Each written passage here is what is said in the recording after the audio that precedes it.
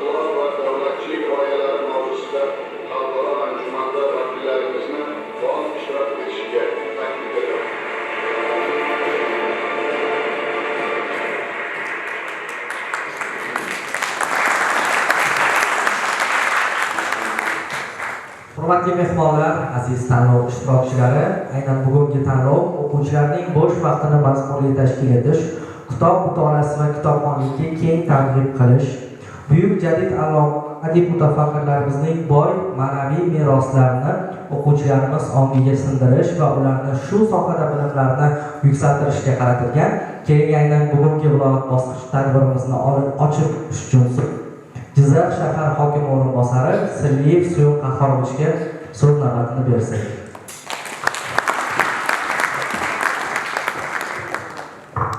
Avvalambor assalomu alaykum. Hurmatli o'quvchilar, men uzr so'rayman sizlardan. Sanab o'rabiyam, men ham hammamiz gripmiz. Sizlarga iltimos, zalimiz ham sog'liq ustunligiga kiyib olinglar. Bugungi tadbir haqida gapiradigan bo'lsak, haqiqiy mana shu viloyatimizning o'quvchilarini, respublikamiz o'quvchilarini haqiqiy mana shu o'zini jadid izidan degan mana shu tadbirimiz mana hozirgina mana vazirlikdan kelgan mehmon bilan gaplashib turdim. Yildan yilga an'anaga aylanyapti. Yildan yilga eng zo'r bilimli, eng zo'r iqtidorli yoshlarimiz ichidan saralab chiqyapti. Bu bejizga emas. Mana shu bugun o'tkaziladigan tadbir ham mana shu viloyat bosqichi, Jizzax viloyat bosqichida ishtirok etayotgan o'g'il-qizlarimiz shu tumanlarimizdan Baxmal, G'allarol, Armasoy, Do'stlik hamma tumanlarimizdan eng iqtidorli, eng menman degan, eng bilimiga ishongan yoshlarimiz bugun mana shahrimizda mehmon bo'lib turishibdi. Haligi tanlovga qatnashib kelib kasal bo'lib qolsam bolam demasin, ota-onalar ustunligiga kiyib olinglar, maylimi? Chunki hozir gripp yuribdi ichimizda. Bundan tashqari masalan Sanob opadan, sizlardan uzr so'rayman, chunki xabarlaringiz bor.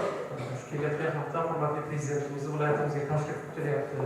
Hamma joyda tayyorgarlik ishlari bo'lyapti. Shuning uchun men bugun tanlovda ishtirok etayotgan barcha o'quvchilarimizga omad tilayman. Mana bu yerda hakamlar tarkibi tasdiqlangan. Bugun tashkiliy qo'mita mana shu sizlardan haqiqiy bilimlilarni, haqiqiy iqtidorlilarni baholab, mana shu tadbirda Jizzax viloyati bosqichida ishtirok etib, faol ishtirok etayotgan bugungi yoshlarimiz ertaga bizning viloyatimizning nomini, sha'nini himoya qilish uchun respublika bosqichida ishtirok etadi. Respublika bosqichida ham eng iqtidorli bolalarimiz, farzandlarimiz ishtirok etadi. Shuning uchun men sizlarga omad tilayman. Bugungi tadbir bo'lib o'tayotgan mana shu shahrimizdagi 30-maktabda nima tashkiliy jihatdagi kamchiliklar bo'lsa, hammasiga biz mana shu yerda turib labbaylik javob beramiz. Kimni nima muammosi bo'lsa, bemalol murojaat qilinglar. Endi tanlovga keladigan bo'lsak, men yuqorida aytib o'tdim, yildan yilga an'ana tusiga kirayotgan bu tadbir mana o'quvchi yoshlarimiz o'rtasida o'tkazilayotgan Turon festival. Bu haqiqiy festivalga aylanib desam, mubolag'a bo'lmaydi. Mana Buxoro viloyatidagi o'tkazilgan tanlovda viloyat bosqichini ko'rib, men to'g'risi xuddi bolalarimiz drama teatr aktyorlaridek o'zini sahnada his qilyapti. Bu bejiz tashkil etilgani yo'q bu tadbirlar. Mana bugungi hozirgi bo'lib o'tayotgan jadidlar izidan, jadidlar izdoshsizlar sizlar. Mana shu tanlovga bugun puxta tayyorgarlik qilib kelgan barcha o'quvchilarga men omad tilayman. Yana bir bor yuzinglar yorug' bo'lsin. Sog' bo'linglar, salomat bo'linglar. Rahmat. Mehmonlar tadbirimizni da'vatni Sharof Rashidov tuman viloyat markazi Muslima raqs ansambliga beramiz. Marhamat.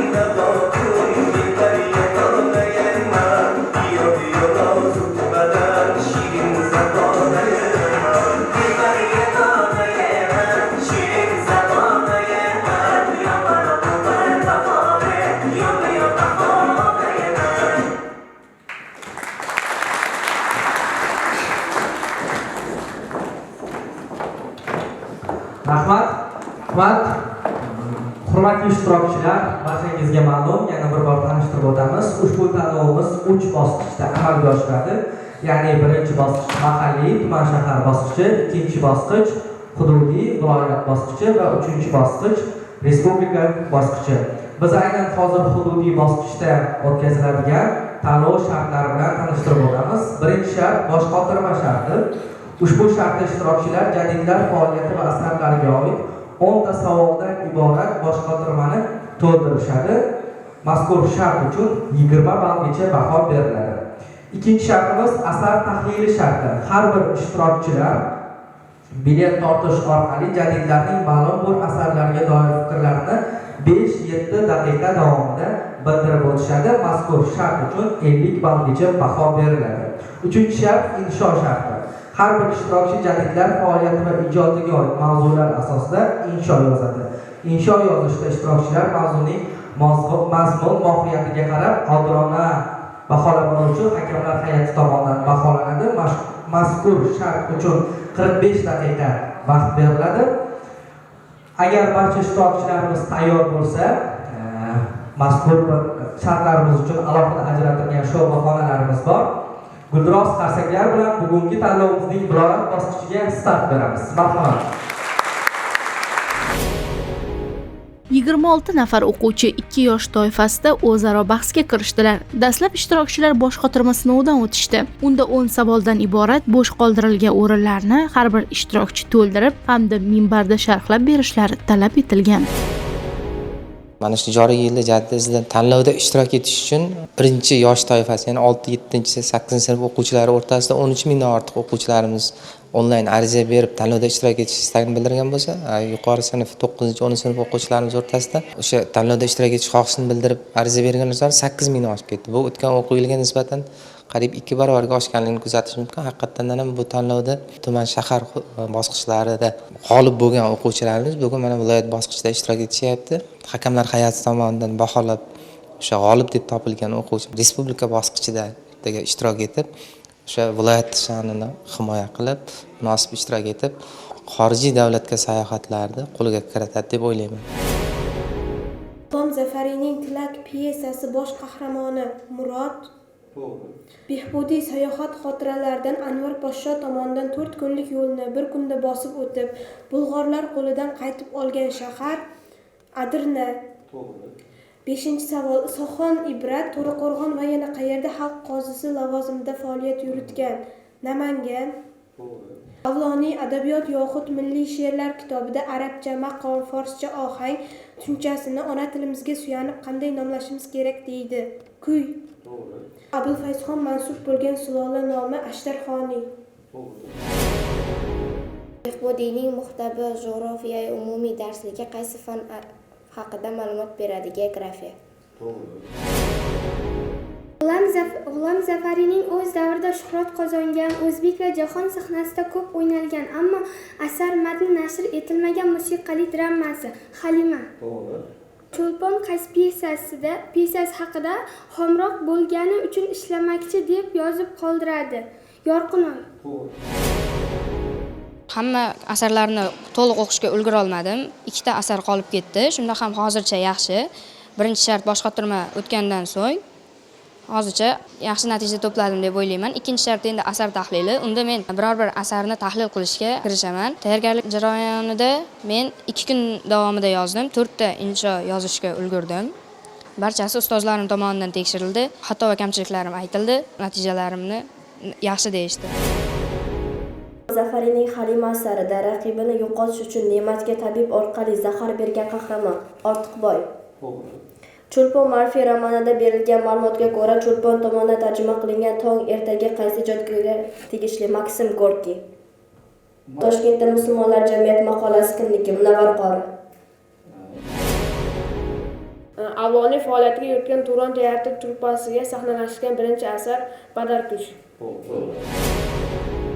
G'ulom Zafariyning Tilak piyesasi qahramoni Murod. Behbudiy kutubxonasi ochilgan joy Samarqand.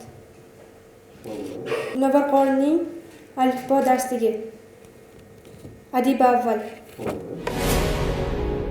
G'ulom Zafariy 1917-yil oxirlarida bo'lim mudiri bo'lib ishga kirgan. Jurnal nomi Ishchilar dunyosi. Xotiriy taxalluslardan biri Ovsar. Fitratning Hind sayohati bayonoti asarida mushuk olib qochgan 2 nonning qiymati 2000 tangaga tushganligi voqeasi qaysi shaharda bo'lib o'tadi? Qarshi. 75 yoshni qoralaganda Andijon zindoniga bir mashina kitobi bilan yuborilib, o'sha joyda vafot etgan aytmoqamiz. Ibrat. Yevropadan chayon romanda shu bola barlaringdan ham o'qiganroq chiqar deya boshqa mirzalarning yuragiga olov yoqqan qahramon kim? Xudoyrxon. Botir gapchilar tashkiloti qayerda joylashgan? Qo'qon. Qodiriy asarida o'g'li O'rmonxonning xatnasi uchun 120 kun osh berib 4 oylik to'y e'lon qilgan xon Xudoyorxon. Ibratning 1914-yilda To'raqo'rg'onda ochilgan rus maktabiga berilgan nom. Uchitel. O'tgan yili mag'lubiyatim tufayli bu yil qattiq kirishdim va yoz bo'yi o'qib, o'sha o'rganib, bu yil viloyat bosqichiga chiqdim va albatta respublikaga chiqamiz degan umiddamiz. Hozir ikkinchi shart yaxshi bo'ldi. Munozara asari tushdi. U munozara asarini tahlil qilib berdik. Bu hamma asarlarni yaxshi o'rganish kerak va bemalol qo'rqmasdan javob berish kerak. Afg'on sayohati asari muallifi Avloniy. To'g'ri. Behbudiy kutubxonasi ochilgan joy Samarqand. To'g'ri. Cho'lponning qaytish she'ri quyidagi misralar bilan boshlanadi. Ey tog'lar ko'lanka salom bergan zo'r o'lka, nima uchun boshingda qora bulut ko'lanka, buzilgan o'lka. 5 minut to'g'ri. Zaharli hayot yo'qdi ish qurbonlari va Maysarning ishi dramalar muallifi Hamza. To'g'ri. Musulmonlar g'ofil qolmang, ittifoq qilayotgan maqolalar muallifi Fitrat. To'g'ri. Fitratning qalamiga mansub drama Qon. To'g'ri. Hind sayohi bayonot asarida ifodalanishicha, xalqning bir hazrat mozorida namoz o'qishi, mozor yaylovida cho'piga sajda qilishi, maddohning bo'sh, bema'ni yolg'onlarga o'ralgan qissasi yakunlanmasdan yerga yumalab pul talab qilish kabi hodisalar qayerda sodir bo'ladi? Buxoro. To'g'ri.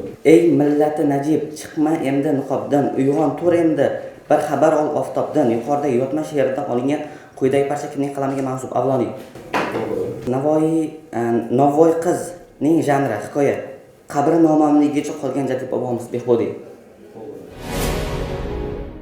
Oqmozor va Meroj hikoya muallifi Fitrat. To'g'ri. Behbudiyning maqolasidan olingan parcha qaysi millat vakillariga qarata aytilgan?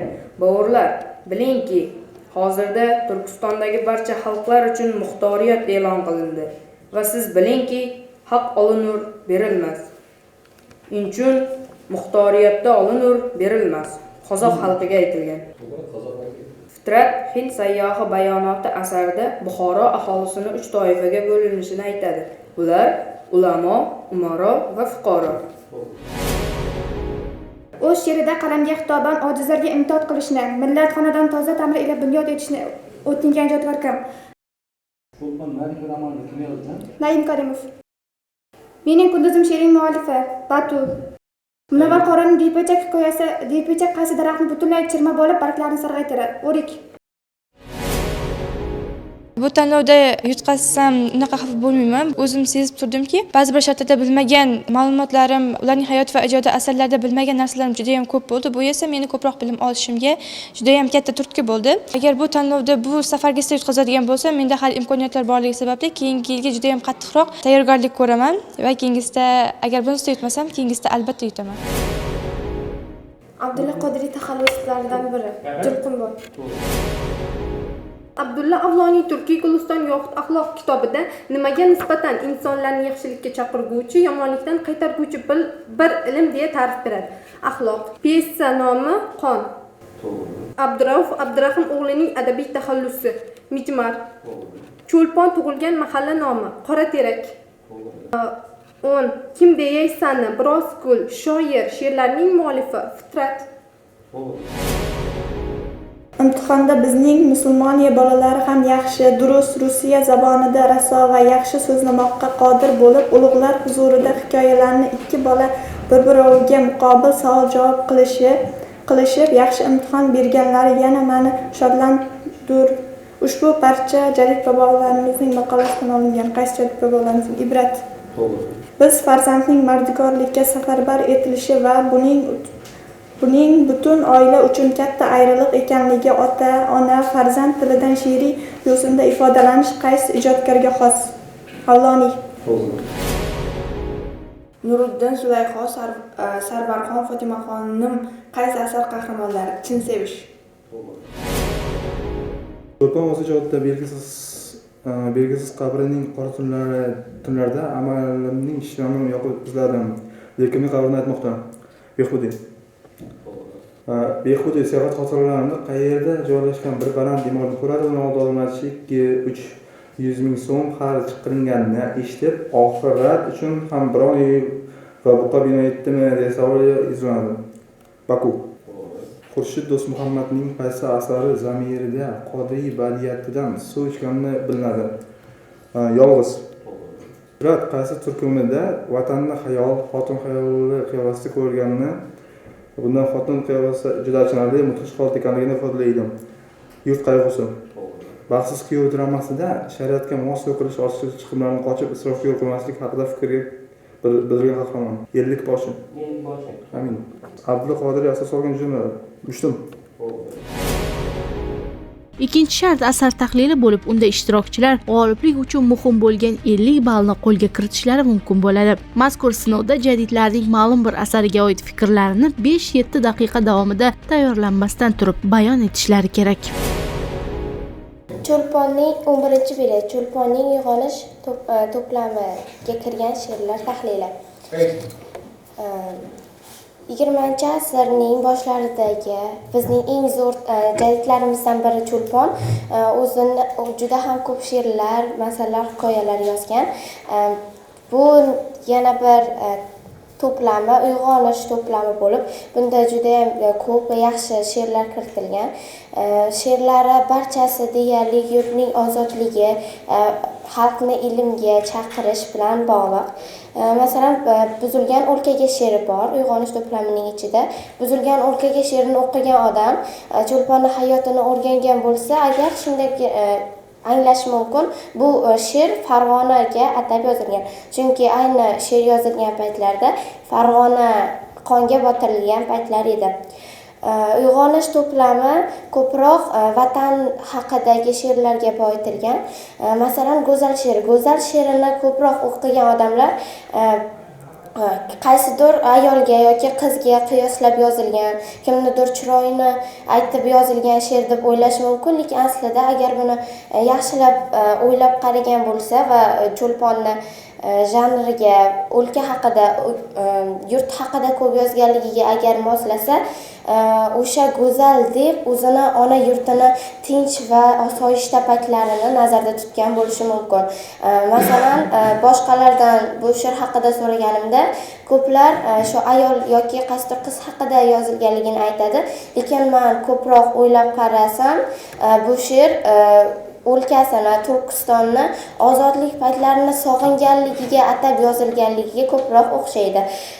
Cho'lpon she'rlariga bir-biriga javob qilib ham she'rlar yozgan. Masalan, Men ham sevaman, Kishan, yana boshqa she'rlari ham bir-biriga deyarli o'xshash. Bitta she'rdan qaysidir misrasini olib, ikkinchi she'rdan ham bir-biriga qo'shsa, yana ular bir-biriga bog'liqligini sezish mumkin.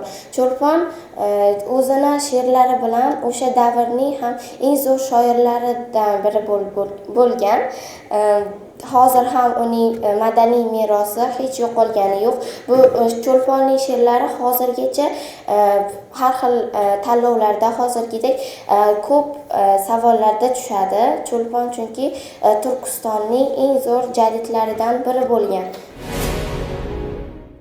Padarkush dramasini Mahmudxo'ja Behbudiy jadidlarning otasi hisoblangan. U 1875-yil 30-yanvarda Samarqand yaqinidagi Yomina mahallasida dunyoga kelgan. Bu ko'proq diniy taraflama o'qigan. Jadidchilik faoliyatida juda ham faol qatnashgan. Samarqand oyina jurnallarining asoschisi. Yana uning mashhur birinchi bo'lib Padarkush dramasini yozib, o'zbek dramaturgiyasiga asos solgan. Padarkush dramasida o'qimagan bolaning fojiali ahvoli haqida so'z boradi. Asarda bosh qahramonlar boy, 50 yashar, uning qotili Tangriqul, Toshmurod, boyning ayoli Boyvuchcha, Davlat va Norbo'z bolalar qatnashadi. Bunda asosiysi Tangriqul qotil bo'lsa-da, o'g'lini qo'lidagi to'pponchani ko'rib, uni qotil deb ayblashadi.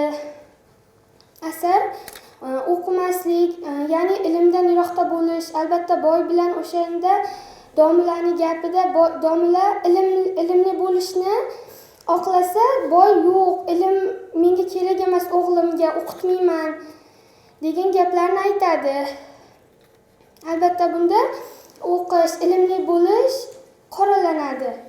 Ilmga qarshi chiqadi bunda. Boya domla o'g'lingizni o'qiting, nimaga din tarafga ham bermaysizmi desa, yo'q, men o'g'limni oddiy mirzalik, mana meni nimam yordamchim mirzalik ishida Xayrullo ishlaydi degan gaplarni aytsa, mana men kunduz vaqtlar mirzalikda, kechqurun mehmonxonaga qaraydi deydi. Men shunaqa ishda bo'lsa ham o'qitaveraman o'g'limni deydi. Bu asar menda juda ham katta taassurot qoldirdi. Hozirda albatta bolalarni ilmli qilishda bu asarni o'qishni men maslahat beraman. Padarkush so'zining ma'nosi ota qotili degan ma'nolarni anglatadi.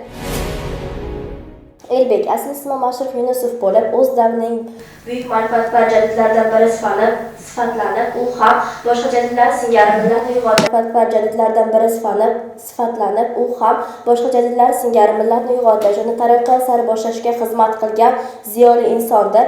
U 3 ta she'riy turkumi bor: Buloqlar, o'zbek yosh shoirlari, uyg'onish. Buloqlar to'plami 1922, uyg'onish 1922, o'zbek yosh shoirlar 1922-yillarda yozilgan.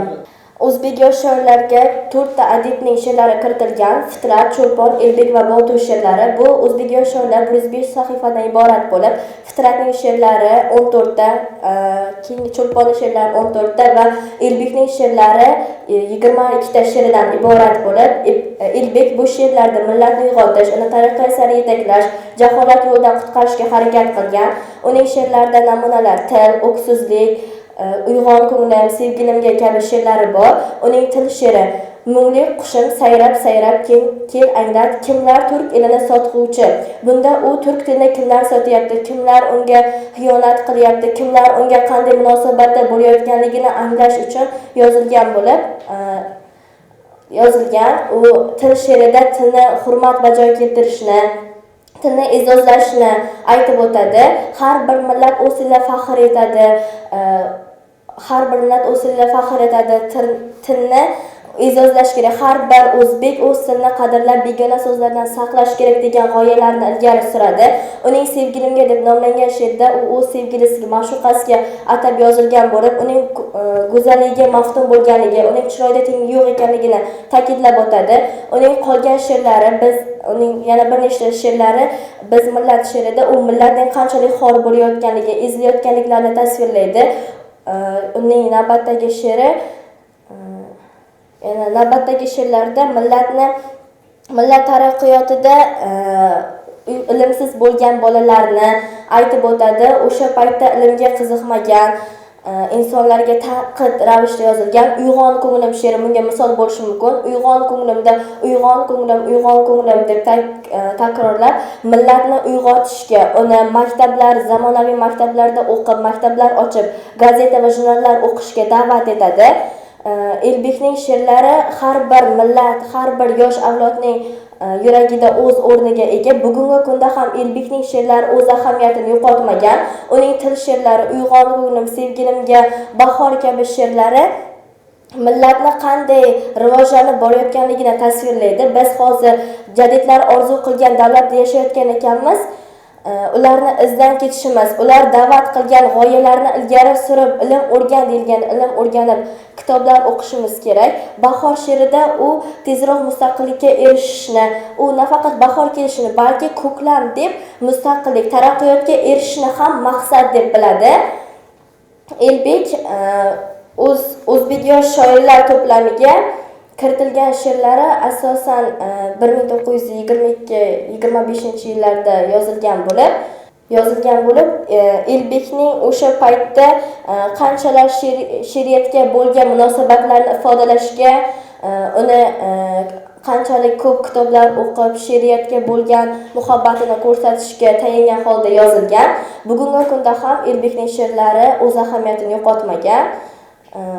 Elbek she'rlarining asosiy g'oyasi o'sha paytdagi millatning ahvolini tasvirlab berish. Bundan 40 yil muqaddam jadidlar so'zi ko'pchilik uchun notanish bo'lgan bo'lishi mumkin, ammo bugunga kelib har bir yurtdoshimiz ular qilgan ma'rifiy harakatlar haqida tobora ko'proq ma'lumotlarga ega bo'lishmoqda. Jadidlarning she'rlari, hikoyalari bizni mana shu narsaga qiziqishga, o'qishimizga katta yordam bermoqda. Elbekning she'rlariga to'xtaladigan bo'lsak, Elbek mana shu she'rlar orqali o'sha paytda millatning xarobazorga aylanganligini tasvirlashga harakat qilgan va uni qalamga olib shu darajada tasvirlanganki, uning har bir misralari o'qiyotgan o'quvchining qalbidan joy oladi.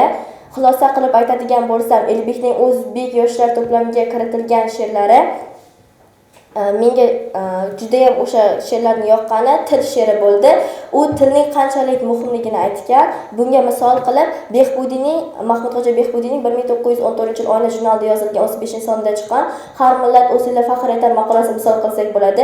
Ikkalasi ham bir xil ma'noni egallaydi. Millat taraqqiyotida tilning o'rni, tilning yo'qolib ketayotganligi, tilning ahamiyatsiz, tilga nisbatan hurmatsiz bo'layotganliklarini ta'kidlaydi.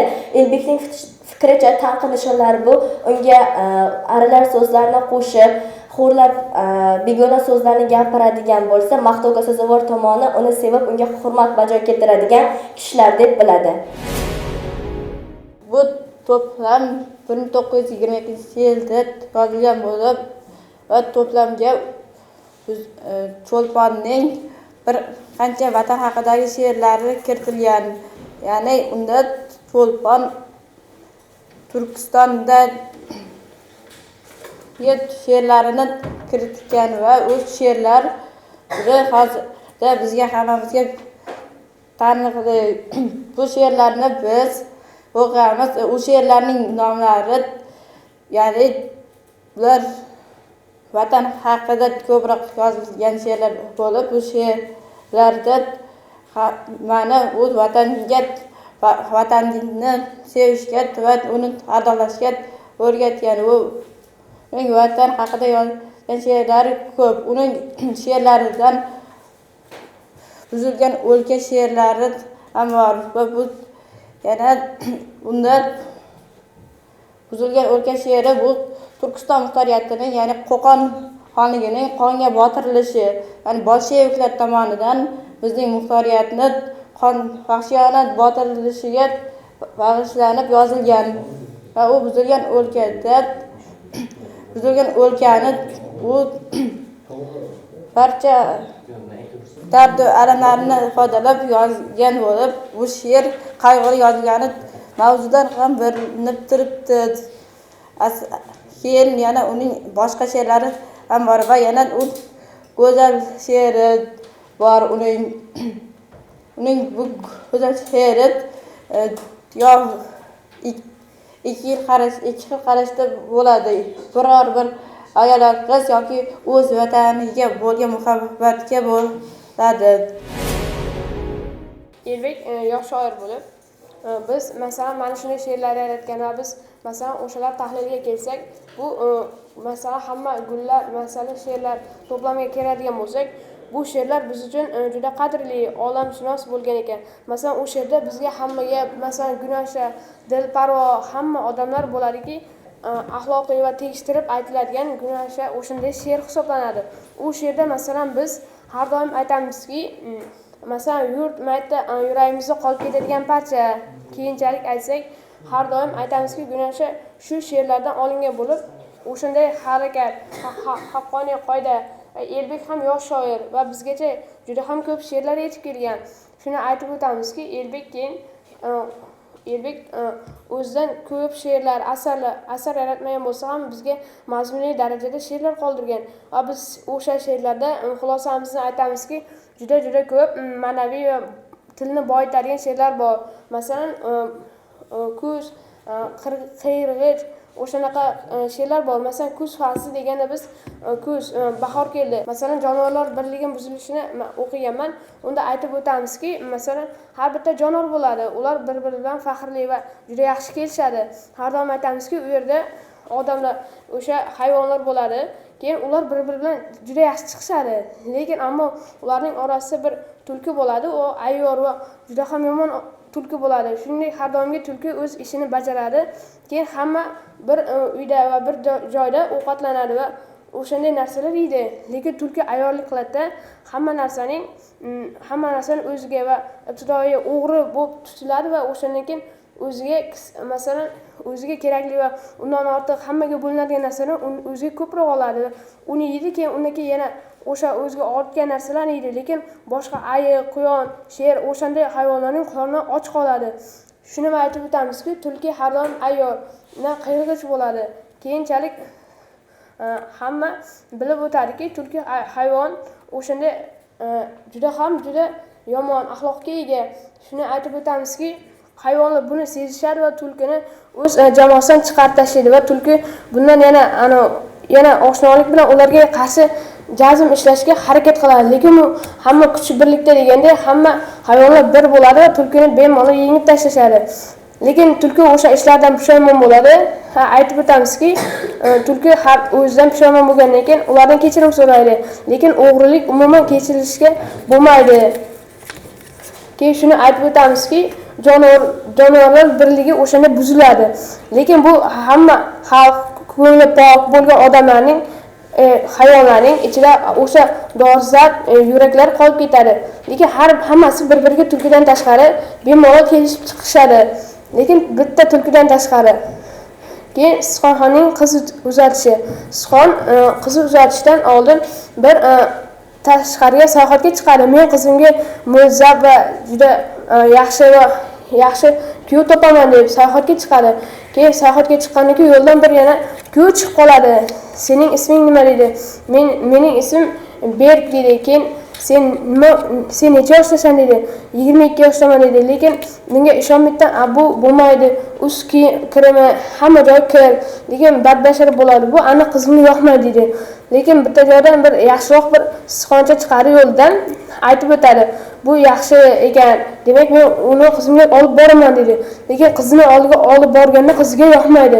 Nima desangiz, u yaxshi, juda ham odobli ko'rinishidan, lekin ular suhbat va mulohaza qilgandan keyin u umuman boshqa ravishda va umuman o'sha aytib o'tilgandek eski kiyimroq va kiyingan sichqondan ancha farqli o'laroq vijdon hayotidan ancha farq bo'ladi.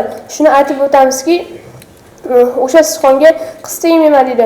Keyin uni otasi sichqon aytadi, senga yaxshi kuyov topdim, bundan qanaqasi kerak dedi. Menga yuragi pok bo'lgan dedi. Keyin sichqon yana safarga chiqadi va yana oldidan yana o'sha eski kiyimda, hamma joy eski bo'lgan sichqoncha chiqadi. Behbudiy juda ham yaxshi mutafakkir va jadidlarning boshi. U ko'pgina asarlar yozgan. Bulardan biri Padargo'sh va boshqa mashhurlar ham bor. U maqolalarda ham buni aks ettirgan. Bulardan biri Har millat o'z tiliga faxr etar nomli maqola. Bu maqolada birinchi bo'lib hamma millatlarni yoritib beradi va millatlari bilan faxr etishi haqida gap ketadi. Millatlar masalan qozoq, qirg'iz, rus, tojik va boshqa millatlar, bularning hamma millatlarning o'z tillari mavjud va o'sha tillarga munosib inson bo'lishlari, o'sha tilni himoya qilishlari zarurligini aytadi. Uning yana bir maqolasi bor. Bunda millatlar qanday taraqqiy etarlar. Bu maqolada u millatlarning taraqqiyoti haqida gap ketadi. Millatlar qanday taraqqiyot etishi va nima qilish kerakligini aytib o'tadi. Behbudiyning ko'plab maqolalar yozgan. Behbudiyning qozoq qarindoshlarimizga ochiq xat maqolasi. Behbudiyning qozoq qarindoshlarimizga ochiq xat maqolasida qozoq qarindoshlariga xat yozadi. Bu xatida Behbudiy qozoq qarindoshlarimizga biz birlashaylik, biz bu muxtoriyatni asrab qolaylik, biz birlashmasak bo'lmaydi. Boshqa millatlar o'zini ham ajratib bo'lsa ham, boshqa millatlar o'zini ajratib bo'lsa ham birlashishyapti, lekin biz o'zimiznikilarni, musulmonlarni birlashtira olmayapmiz. Qozoq qarindoshlarimiz, qozoq musulmonlarimiz birlashaylik, qozoq musulmonlarimiz va boshqa qozoq musulmonlarimiz va boshqa insonlar ham birlashaylik. Bu muxtoriyat bir marta beriladi, qaytib kelmaydi boshqa. Bu bir marta imkoniyat beriladi bu muxtoriyat. Birinchi imkoniyat. O'zingiz qozoq qarindoshlarimiz, o'zingiz muxtoriyat tuzamiz deb o'ylamang. Bu muxtoriyat katta omad hisoblanadi. Shuning uchun muxtoriyatni saqlab qolish ham qiyin. Shuning uchun qarindoshlarimiz, sizlarga xat yozdik.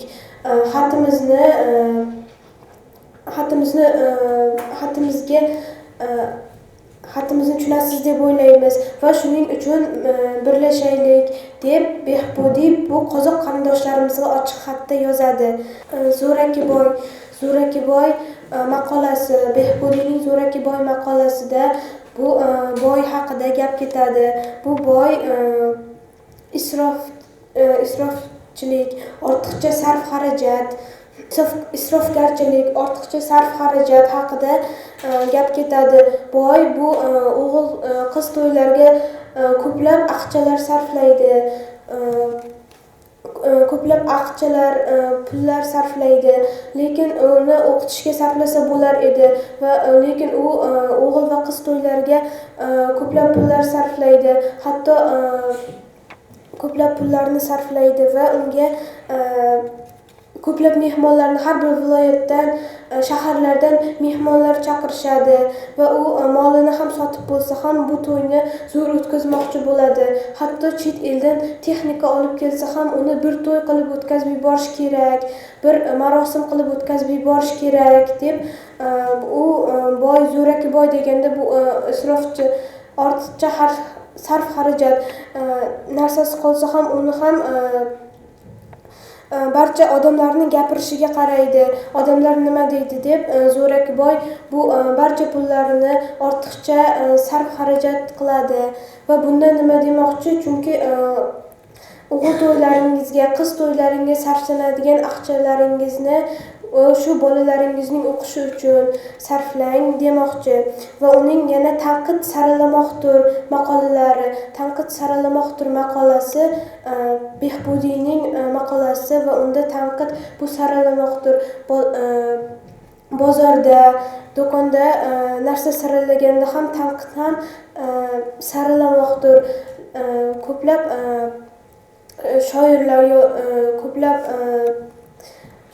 shoirlar ham, ko'plab yozuvchilar ham bir-birining asarlarini tanqid qilishadi. U asarlardagi kamchiliklarni yoritib berishadi. Bizning xalq Turkiston o'lkasi bunda bu boshqalarni tanqid qiladi. Agar ular o'zini asarlarini, she'rlarini tanqid qilsa, bu bizga yoqmaydi. Lekin ularni tanqid qilishimiz ham ularga yoqmaydi. Tanqid bu yaxshi narsa demoqchi bu yerda. Chunki tanqid saralasa buning sifati ham oshib boraveradi va bu asarlar, maqolalar ham qaysi asar bo'lsin, maqola bo'lsin, bu ham sifati oshib takomillashib boraveradi va shuning uchun bu tanqid yaxshi hisoblanadi.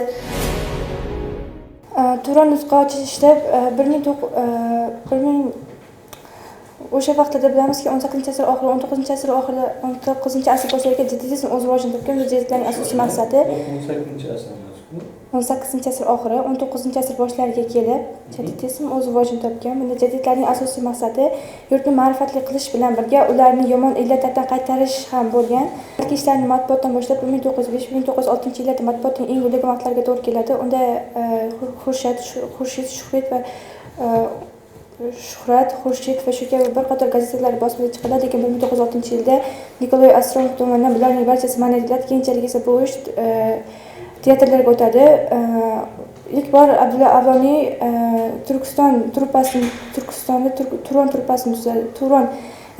Turon teatrini tuzadi. Buni Munavvar qori o'z nutqini so'zlaydi. Buni odamlarga, o'sha teatrdagi odamlarga shunchaki oddiy masxarabos yoki boshqa bir noto'g'ri nazar bilan qarash emas, balki haqiqiy xalqqa oyna sifatida ko'rsatib berayotganini aytib o'tib ketadi. Unda ilk bor sahna yuzini ko'rgan asar Padarkush bo'lib, Behbudiyning Padarkushi hisoblanib, unda o'sha vaqtda shunday tasvirlanganki, o'sha juda ham ko'p odamlar teatrni ko'rishga kelgan, o'tish tugul turishga ham joy qolmagan edi deb tasvirlab o'tib ketadi. Boylar esa uni 3 barobar qimmatga ham sotib olganligi ta'kidlab o'tib ketiladi.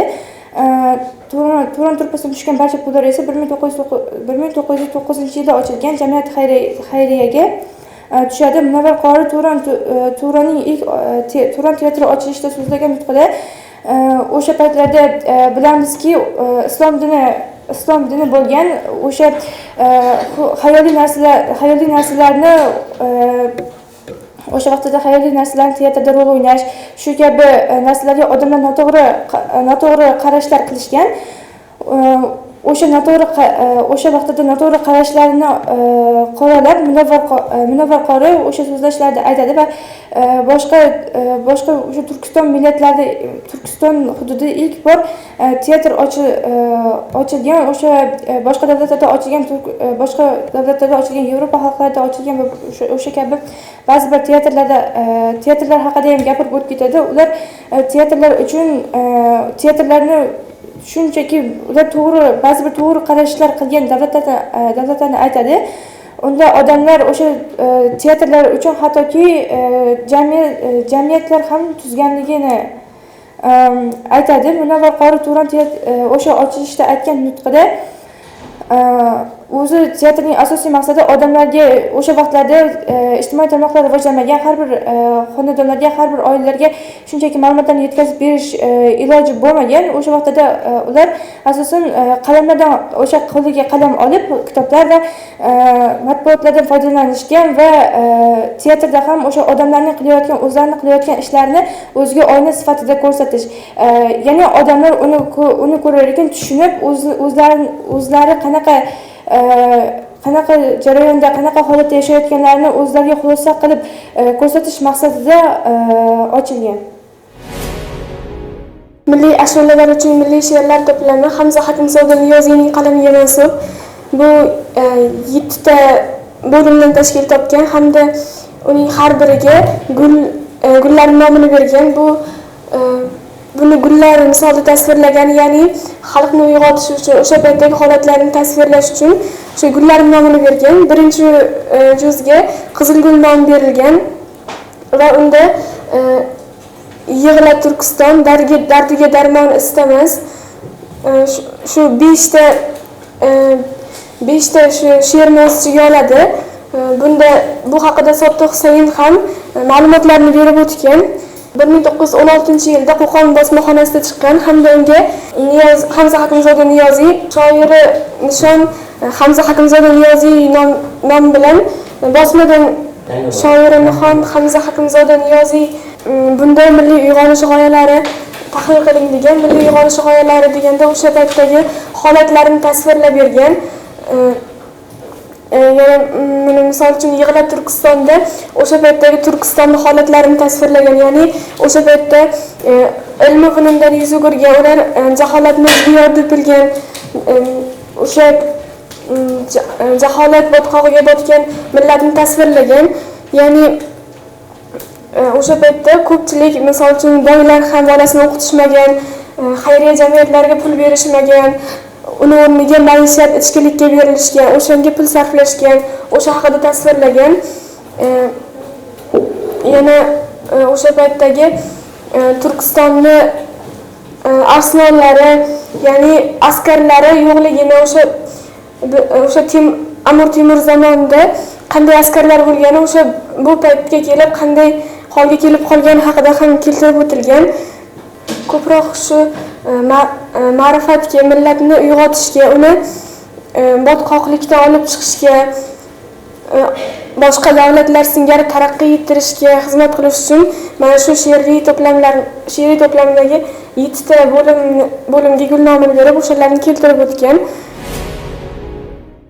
Hamza Akimzodov Niyoziy milliy ashulalar uchun milliy she'riyat to'plamining muallifi Hamza Akimzodov Niyoziy bo'lib, bu 1889 yil 6-mart kuni tavallud topib, 1929 yili 18-martda halok bo'ladi. U o'sha xalq kuylariga 30 tashli she'r yozadi va uni milliy ashulalar uchun milliy she'riyat to'plami deb ataydi. Va bu anini 7 ta qismga bo'linadi: atirgul, oqgul, qizilgul, sariqgul, pushtigul, sarsargul kabi qismlarga bo'lingan. Uning ikkinchi juzi oqgul deb atalgan bo'lib, bunga juda ham ko'p tanqidlar e'lon qilgan. Sababi o'sha davrda har bir asarlarga hamd, bism kabi aniqlar kiritish kerak bo'lgan. Bir bism kiritilgan bo'lib, bu Allohga hamd va payg'ambarlarga salovat aytish bilan boshlangan. Lekin Hamza Akimzodov Niyoziyning ushbu asari unga bo'lmaganligi sababli ko'plab tanqidlar e'lon qilgan va buni kofir kitob ham deb atagan. Hamza Akimzodov Niyoziy bunga javoban bu kitob o'sha asosan qo'shiqlar jamlanganligi va u kishilar olib yurish uchun mo'ljallanganligi uchun bunga muqaddas nomlar, muqaddas ismlar qo'yilmaganligi haqida aytib o'tgan. Keyin bu qismda keyin ayrimlar bu juda ham adabiyotdan yiroqda yozilgan she'rlar deyiladi. Sababi bunda voh, jon kabi analar nomlar juda ham ko'p foydalanilgan deyiladi. Ushbu to'plamga 7 ta she'r kiritilgan. Ulardan bittasi dardiga darmon istamas she'ri bo'lib, bizning Turkiston eli dardiga darmon istamas, zulmat ichra ketsa umri moxitadan istamas, uxlamay ko'p o'zbek eli asli taraqqiy vaqtida deb boshlanadi. Ushbu she'rda Turkiston xalqi uxlayotganligini, uning jaholat botqog'idan qutulish uchun hech qanday harakat qilmayotganligi tasvirlanadi va buning oxirida ayrim boylarning o'sha ma'rakalarga, to'ylarga pul xarajat qilishi, lekin o'sha maktabga o'tish uchun pul bermasligi tasvirlanib beriladi.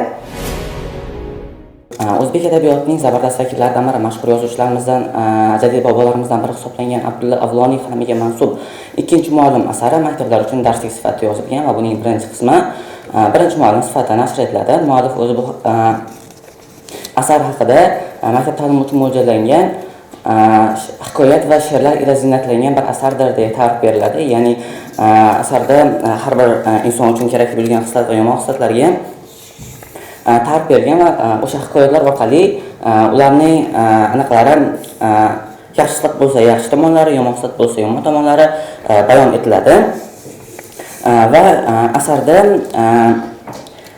ikkinchi muallim asarda ta'na, o'sha to'g'rilik, halollik kabi bir qancha boblar bor va bu boblar masalan o'sha to'g'rilik hikoyasida, o'sha to'g'rilikka doir anaqa halollik hikoyasida esa o'sha birovning haqqidan qo'rqish kabi hikoyatlar keltirib o'tiladi. Bilamizki, barcha jadidlar birinchi navbatda o'sha xalqni ma'rifatga chorlash uchun maktablar ochishgan va maktablar ochishganda albatta ular uchun birinchi navbatda darsliklar zarur edi. Ya'ni ularni o'qitish uchun darsliklar zarur edi va shu tufayli Avloniy Munavvar Qorining Adibi avval, o'sha Behbudiyning Mutahabbi jug'rofiya umumiy kabi asarlari, yana Behbudiyning Mutahabbi jug'rofiya umumiy va Munavvar Qorining Yer yuzi kabi risolalari kabi o'sha maktab uchun darsliklar yaratadi. Ya'ni o'sha tarbiyaga doir, bolaning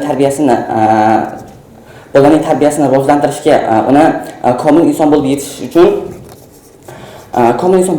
uchun o'sha asarlarni yozadi va o'sha asosan ikkinchi muallim asarda insonga xos bo'lgan to'g'ri o'sha sifatlar, ya'ni to'g'rilik, halollik, mardlik kabi bir qancha sifatlar, hikoyalar uning hikoyalari orqali ulug'lanadi va bundan tashqari yana bir qancha she'rlar ham keltirilgan, ya'ni Allohning o'zining faniga mansub bir qancha she'rlar o'sha haqidagi o'sha nima desa bo'ladi, insonda fazilatlar va fazilatlar haqidagi she'rlar keltirib o'tiladi. Bundan tashqari yana asarda yomon fazilatlar ham keltirilgan, masalan ta'na, o'sha ma'lumot kabi bir qancha yomon hislatlar keltirib o'tadi va ularning insonlarning hayotiga bo'lgan ta'siri, o'sha insonlarga qanchalik darajadagi yomonlik keltirishi, insonlarga foydali narsa emasligi o'zining bir qancha hikoyalar orqali yoritib beriladi. Misol uchun, masalan, Said ismli bolaning halolligi, to'g'riligi yo'q, bo'lmasa o'sha nima bo'ladi?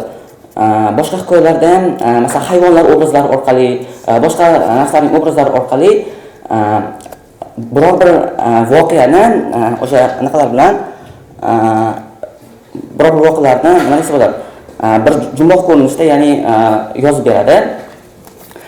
Va bu albatta birinchi navbatda o'quvchini to'g'rilikka, mardlikka, halollikka chorlaydigan asar deb o'ylayman va asarning asosiy g'oyasi ham shunda. Asarning asosiy g'oyasi ularni o'sha o'quvchini to'g'rilikka, mardlikka, jasurlikka va shu bilan birgalikda halol yo'l bilan halollikka chorlaydigan asar hisoblanadi va albatta buning o'sha maktab o'quvchilariga yozilgan ham bejiz emas. Aynan o'sha birinchi navbatda tarbiyani o'sha bolalardan boshlash kerak, tarbiyani yosh o'sha bolalardan boshlash kerak degan falsafa asosida bolalarga nisbatan o'sha tarbiyaning ahamiyatini tushuntirib beradi va bir qancha hikoyalar orqali o'sha tarbiyani inson hayotidagi o'rni, tarbiya inson uchun qanday kerak, o'sha shunday fikrlarni muallif yoritib beradi. O'sha masalan biror bir fazilatga doir, biror bir nuqsonga doir she'rlar ham keltirilgan va asarning tarbiyaviy ahamiyatiga keladigan bo'lsak, asarning tarbiyaviy ahamiyati o'sha yoshlarni nima yomon yo'ldan qaytarishga va to'g'ri yo'lga chorlashga undaydi deb o'ylayman. Hozirda ham buni maktab o'quvchilari bemalol o'zlari uchun axloq anaqasi, axloq kitobi sifatida o'qisa bemalol bo'ladi. Asarni bugungi kunga bog'laydigan bo'lsak, asarni bugungi kunda o'qigan kitobxon o'sha asarda berilgan ijobiy sifatlardan o'ziga qandaydir bir o'sha ijobiy sifatlarni o'zida mujassamlashtirishga harakat qiladi. Aksincha salbiy nuqsonlarni, masalan salbiy fazilatlarni esa salbiy inson uchun salbiy hislatlarini o'sha o'zidan soqit qilishga, ya'ni o'zidan yo'qotishga harakat qiladi deb o'ylayman. Abulfayzxon dramasi Abdurauf Fitrat qalamiga mansub bo'lib, tragediya janrida yozilgan va ushbu drama Ashtirxoniylar sulolasining so'nggi vakili Abulfayzxon haqida so'z yuritadi. Ushbu dramada Abulfayzxonning faoliyati, ya'ni Turkistondagi qilgan faoliyati to'g'risida fikr yuritadi. Abulfayzxon dramasi oxiri fojia bilan tugaydi, ya'ni bu tarixiy asar bo'lib, tarixiy drama bo'lib, tarixiy voqealarga asoslangan dramadir va ushbu dramada yozuvchi tomonidan Abulfayzxonning qanchalik davlatni noto'g'ri boshqarganligi, noto'g'ri siyosat qo'llaganligi aytiladi. Ya'ni Abulfayzxon aytadiki, hokimiyat bu qon bilan sug'oriladigan bir og'ochdir deydi. Ya'ni Abulfayzxon taxtda o'tirar ekan, davlatni boshqarar ekan, o'zining qarindoshlarini ham o'limga hukm qilgan. Shuning uchun ham hokimiyat bu qon bilan sug'oriladigan bir og'ochdir, ya'ni yog'ochdir degan ma'noda aytib o'tadi. Keyin Abulfayzxon dramasida oxiri o'sha paytda Eron shohi Nodir shoh bu yoqqa, ya'ni Turkiston o'lkasiga bostirib kelayotganligi va ushbu jarayonda Abulfayzxonning qo'shinni boshqara olmasligi, noto'g'ri siyosat yuritganligi keng tasvirlanadi. Ya'ni bu tarixiy drama bo'lgani uchun bolalarga ya'ni kitobxon har bir kitobxon o'qiyotganida o'zida bir xulosa ya'ni xulosa chiqarishi mumkin agar davlatni unday noto'g'ri siyosat bilan ya'ni qonuniy siyosat bilan boshqarmasdan to'g'ri yo'llar qo'llaganda edi balki Nodir Shoh bilan ittifoq tuzganda edi qochib ketmasdan oxiri o'lim bilan tugamasdi. Davlatni yaxshi boshqara olmasligi Abulfayzxonning o'zining boshiga yetdi deb o'ylayman. Chunki oxirida anaqa Muhammad Hakimbiy tomonidan o'ldiriladi Abulfayzxon, ya'ni uning oldiga bir Abulfayzxonni bir xonaga qamab qo'yishadi. Keyin uni oldiga yashirin yo'llardan bir xizmatkor keladi. Yuring, qochamiz, olib ketaman sizni deganda, yo'q, hozir kelib qoladi. U Abulfayzxon juda ham qo'rqoq bo'lib qoladi. Chunki Muhammad Hakimbiy uni Muhammad Hakimbiy o'ldiradi deb o'ylaydida. Shu o'limidan xabar topgandan so'ng juda ham qo'rqoq bo'lib qoladi. Hozir askarlar kelib qoladi dedi. Keyin bu yoqdan askarlarni tovushi eshitiladi va boyagi xizmatkor qochishga ulguradi, lekin boyagi Abulfayzxon ketib qololmaydi. Shunda Abulfayzxon ketolmaydi va oxiri Abulfayzxonning oxiri o'lim bilan tugaydi. Va oxirida xizmatkorning gapi bor, men bu odamga qoch dedim, qochmadi dedi. Ya'ni noto'g'ri siyosat yuritmaganda davlatni o'zimizni tarixiy bobolarimizdek oqilona boshqarganda edi, bunday fojiali o'lim topmasdi. Boshlanish sahnasi shu Abulfayzxonning taxtda o'tirishi bilan boshlanadi. O'sha Abulfayzxonning hokimiyat tepasidagi holati bilan boshlanadi. Bitta odam shaxmat o'ynab o'tiradi, boyagi Muhammad Hakimbiy bilan yana bitta odam o'sha haqida, Abulfayzxon haqida gaplashib o'tirishadi. Abulfayzxon haqida. Aslida o'sha payt Abulfayzxonning Muhammad Hakimbiy Abulfayzxonning qo'l ostida ishlagan. Afsuski, boya ta'kidlab o'tganimdek, Abulfayzxon noto'g'ri siyosat yuritgani uchun taxtni Muhammad Hakimbiy egallab oladi. Ya'ni o'sha Nodir Shoh bostirib kelayotganda Abulfayzxon Ashtarxoniylar sulolasining eng so'nggi vakili bo'lgan. Zaharli hayot yoxud ish qurbonlari bu Hamza Hakimzoda Niyoziyniki. U 1889-yil 6-martda tavallud topgan. Uning bu asarida asosan xalqimiz hayotidagi insonlarning qurbon bo'lishi, ularning ilmsizliklari yozilgan. Zaharli hayot deganda Turkiston o'lkasidagi barcha aholi ilmsizligi ta'riflangan. Ish qurbonlari deganda ularni faqat ishlashga jalb qilingan. O'qish juda ham kamdan kam bo'lgan, chunki maktablar oz bo'lgan edi. Munozara asari Fitratga tegishli. Unda Hindistondagi bir farangi bilan Buxorodagi bir mudarrisning bo'lgan bahsi, u o'sha munozara nomi bilan mashhur. Unda Buxorodagi maktab madrasalarda o'qitilayotgan jarayonlarni Hindistondagi bir odam bilan buxorolik bir mudarris tahlil qilib, o'rtasidagi bo'lgan suhbatni gapirib, munozara qilib beradi ikkalasi. Jinlar bajimida bitta bolaning tilidan hikoya qilinadi bu. Ya'ni u boshida uni otasi bo'ladi. Otasi jinlarini o'sha endi uylangan vaqtlari anaqaga borgan bo'ladida, dala ishiga borgan bo'ladi va o'sha vaqtda u uyga qaytayotgan vaqtida bitta bir joy qaytayotgan vaqtida bitta so'qmoqda anaqa jinlar bazmiga guvoh bo'ladi. U boshida bu narsani jinlarning bazmi deb o'ylamaydi, chunki u yerdagi hamma odamlar hammasi o'sha odamlardek bo'ladi. Keyin uni boyagi odamlar chaqiradi-da, keling bizni bazmimizga qo'shiling deydi. Keyin u birinchi o'ylaydi, men bu insonlarni qayerdadir ko'rganman deb o'ylaydi, lekin aslini olib qaraganda u bularni hech qayerda ko'rmagan bo'ladi. Keyin esa hech qayerda ko'rmagan bo'ladi. Keyin u o'sha yerdagi odamlar katta to'y bo'layotgan bo'ladi-da.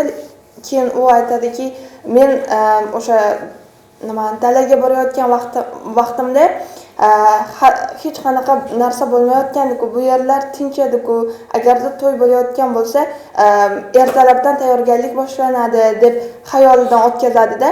Keyin boyagi bazm qilayotgan insonlar bir-biri bilan suhbatlashadi. Keyin esa o'rtaga bitta qiz tushadi va o'sha qiz raqsga tushadi. Navbat 3-shartga ham yetib keldi. Mazkur sinov jarayonlarida ishtirokchilarning har biri 2-3 sahifadan kam bo'lmagan holda insho yozishlari kerak bo'ladi.